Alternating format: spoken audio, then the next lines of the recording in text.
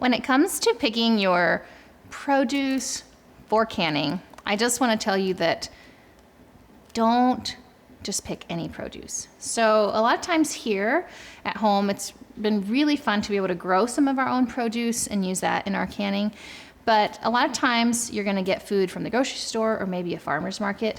And the main thing I would say first is choose things that are in season, because those are going to have the most nutritional value. They're going to be the freshest. You don't want to kind of can something that is starting to wilt and look sad. For example, I don't even know if I should touch this. This strawberry. It's so sad. It has started to mold. It's looking, you don't want to eat this. So if you don't want to eat it, you don't want to can it, right? A lot of times, once you pick the fruit or vegetable or whatever it is, it starts to die and it starts to look bad. So you want to can something when it's at its peak, it looks its best. For example, look at this apple. It's got some dents in it. I'm not really sure what happened here, but there's a piece open.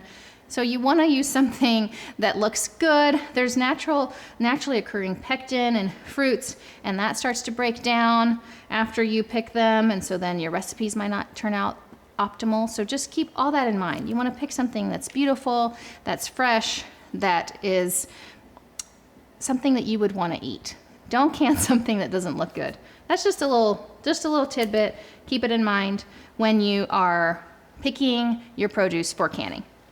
You've picked your produce, you've got everything ready.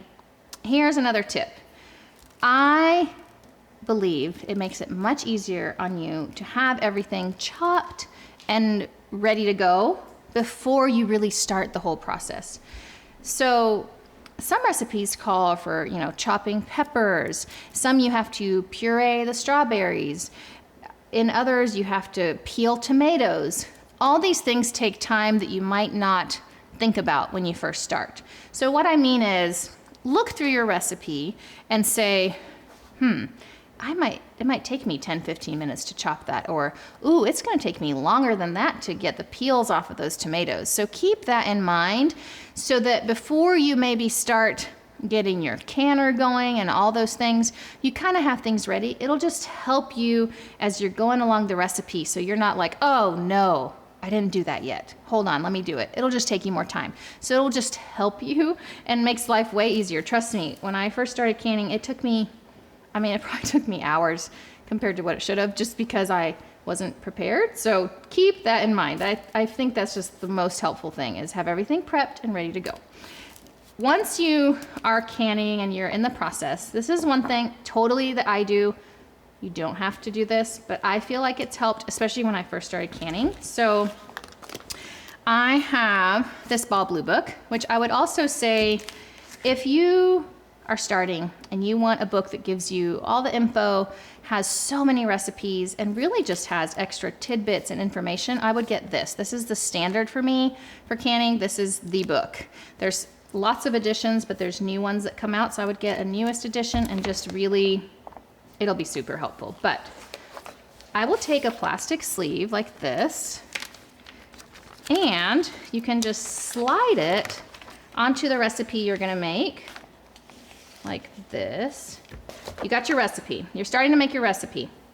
And you're like, oh, I need this is reduced salt pickle recipe. I need 4 pounds of cucumbers. Okay, 3 cups of sugar. So you run around your kitchen gathering all your things.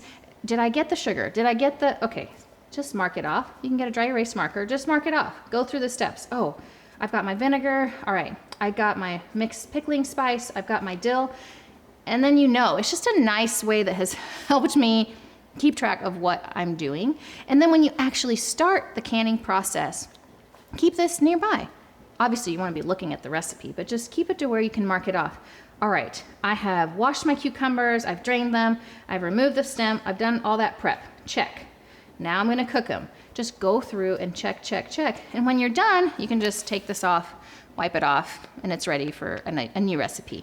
That's just something I do. Again, you don't have to, but it's just nice, I think, to help you keep track of the steps. The more you do those steps the same order as the recipe tells you to, each time and time again, it'll become just this wonderful motion that but it takes a long time to get there. And even now, I still look at this all the time. So that is my recommendation. And last but not least, canning is messy.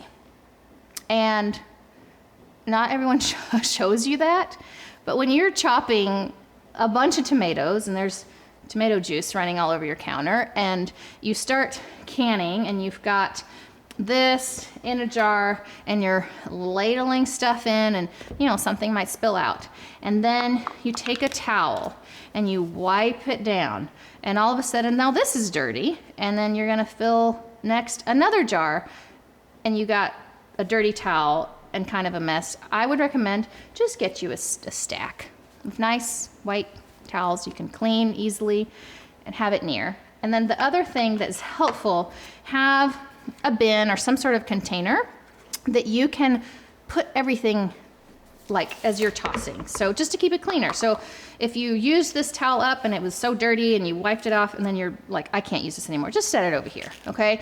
Have maybe a little clean towel to the side here. So as you're doing the steps and you're moving things around, and let's say I'm done using this because my jars are processing and it's dirty, I'm just gonna set it here. Just have a spot to put your things in so that it's all in the same place, because I know sometimes I would be canning and then I'm like, oh no, where's the headspace tool? Where'd it go? Where'd it go? And it's because I had moved things around.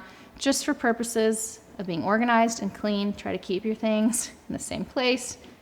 And at the end, you won't have like the most messy kitchen. So those are just some tips and tricks over the years that have helped me, and I hope they help you as well.